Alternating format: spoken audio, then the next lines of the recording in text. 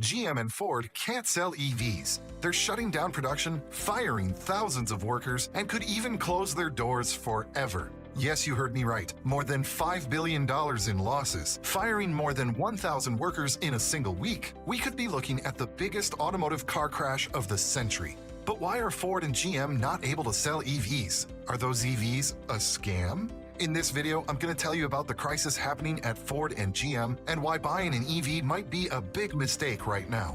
General Motors is about to close its doors, and you might be shocked to know that their own CEO is killing the company. But before I tell you about that controversy, let's see how the #1 American brand, Ford, is handling the EV race. Here's something I never thought I'd say. Ford is losing $36,000 on every EV they sell right now. Imagine selling something and losing more than the price of a brand new car on each sale. That's pretty crazy, right? The situation got so bad that Ford's electric vehicle division reported an operating loss of $1.3 billion in just one quarter. That's even worse than the previous quarter, where they lost $1.1 billion.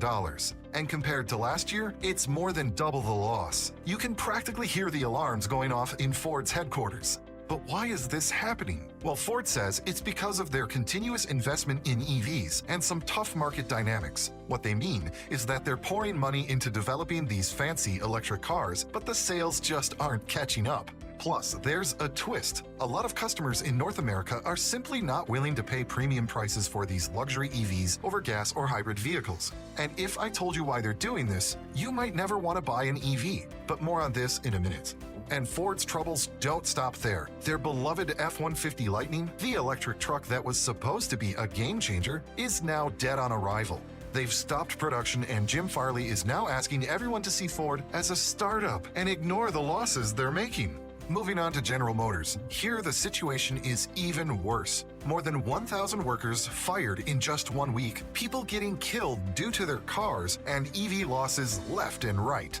Here's what exactly happened. First off, GM CEO Mary Barra is in the hot seat. She's making decision after decision, and honestly, they're not all looking too great. The company's facing a bunch of problems, from EV sales going down the drain to issues with their self-driving car unit, Cruise. And what does Mary Barra do in the middle of all this? She's gone on record saying GM will not be lowering the prices, and cheaper EVs under $30,000 are not going to be profitable, so she'll only focus on luxury EVs, completely ignoring the common man. And get this, GM had this grand plan to build 400,000 EVs by mid-2024, but guess what? They're bailing on that big time. Why? Because the demand for their EVs is just not there. It's like throwing a huge party and no one shows up. Aww.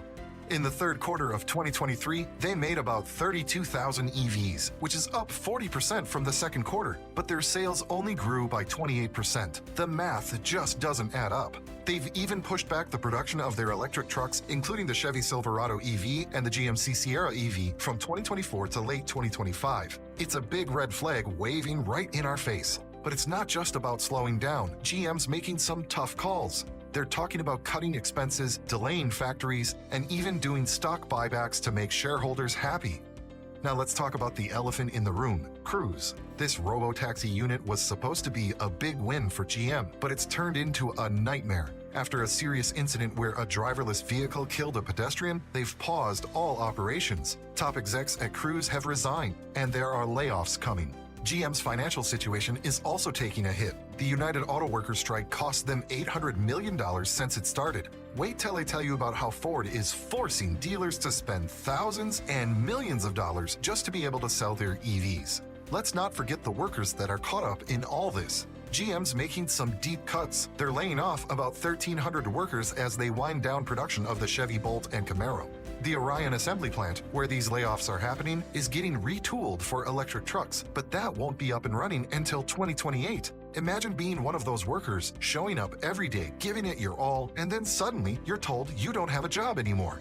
Coming back to Ford's CEO Jim Farley, here's something that'll make you raise an eyebrow. Nearly 50% of EV buyers are now trading in their EVs for hybrids. That's right, people are actually going back to gas and hybrid cars. It's like when everyone has tried that new trendy diet and then decided that it was burgers and fries that they wanted after all. In 2023, hybrids like the Toyota Prius were the stars of the show, making up 8.3% of car sales in the US, outshining the 6.9% for EVs. And the reason? Hybrids are more affordable and don't come with the extra baggage of charging woes. The average hybrid was priced at about $42,381, way lower than the $59,400 you'd have to cough up for an EV.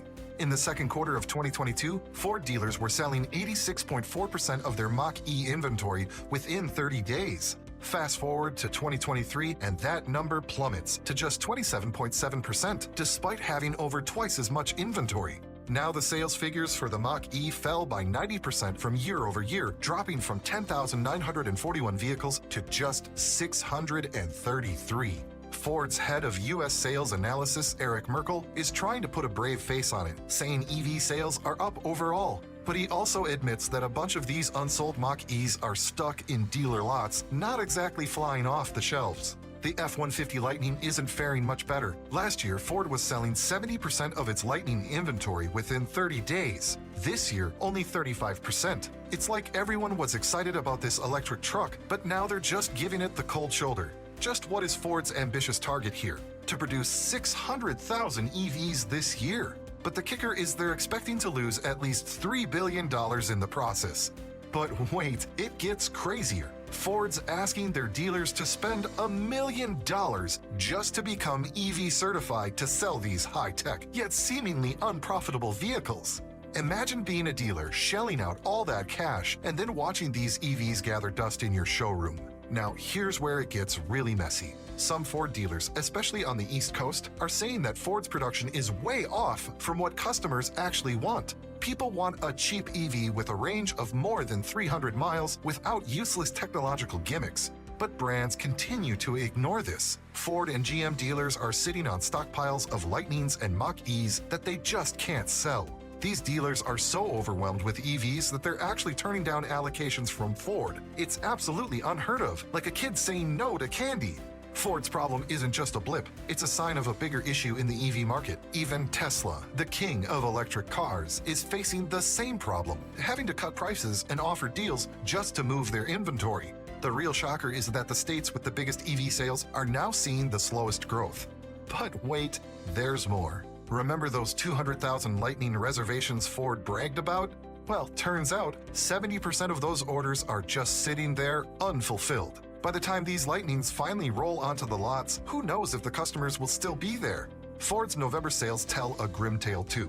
Overall, their sales are down by 0.5% compared to last year. Sure, EV sales hit a record high, but it's a drop in the ocean compared to the sales of their gas-powered vehicles. Their pickup trucks and SUVs, usually their strong suit, are also taking hits. The situation is so dire that Ford is cutting back on their EV investments. They've slashed $12 billion in planned expenditures, including scaling down their battery plant in Michigan and delaying production of another plant in Kentucky. The irony is that while Ford's EVs are struggling, their internal combustion engine vehicles are still their bread and butter. It's like everyone's excited about the future, but they're still clinging to the past. And then there's the human cost. The UAW strike at Ford's plants didn't just interrupt production, it led to temporary layoffs and a lot of uncertainty for workers. Even after the strike ended, it left a $1.7 billion dent in Ford's earnings, similar to GM. The new labor agreement, while beneficial for workers, is adding around $900 in cost per vehicle. It's a tough pill to swallow for a company already in a financial crunch. So what's the bottom line here? Ford and GM, like many other automakers, are learning the hard way that transitioning to EVs is not a cakewalk. The Biden administration is like a coach pushing for a new game plan with those strict emissions rules. They're basically saying, look, by 2032, we want 67% of all new cars to be electric. But should car makers be listening to politicians and not their customers? Are EVs a bad idea? Let me know down in the comments below. I just uploaded a video about groundbreaking news that could hurt the entire EV industry. Do check it out if you want to be truly shocked by what's about to happen with EVs.